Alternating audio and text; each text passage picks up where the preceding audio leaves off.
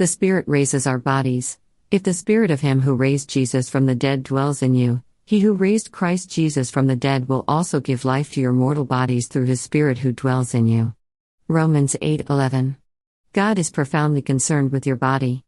If He weren't, He would let it rot in the grave and tell you to say good riddance. But He never says that. No, God created you with a body and He created you for His glory. Therefore He is going to raise and give life to your mortal body through His Spirit, no matter how mangled, or deformed, or emaciated, or disease-ridden, and He is going to make it so strong, so healthy, so beautiful, that when I see it, I will say, "You are like the broad blue sky on a bright summer day.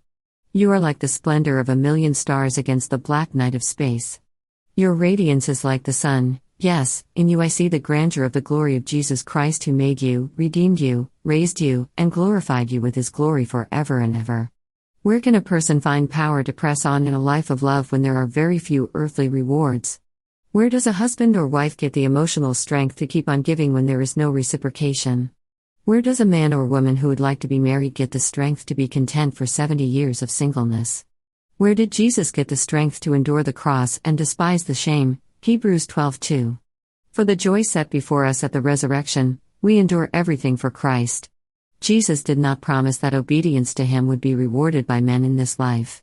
Our joy flows from the unshakable hope of Romans 8:11, not from the shifting circumstances of our life.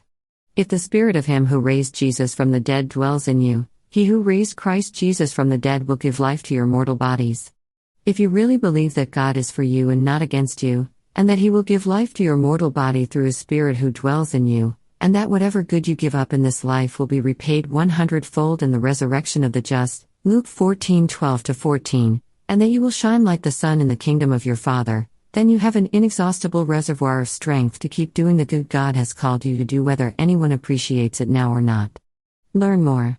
http://www.desiringgod.org/messages/the Spirit will give life to your mortal bodies.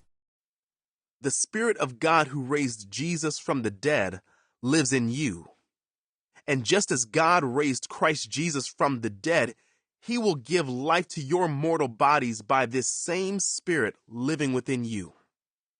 We do this by keeping our eyes on Jesus, the champion who initiates and perfects our faith. Because of the joy awaiting Him, He endured the cross, disregarding its shame. Now He is seated in the place of honor beside God's throne. Then He turned to His host. "When you put on a luncheon or a banquet," He said, "don't invite your friends, brothers, relatives, and rich neighbors. For they will invite you back, and that will be your only reward.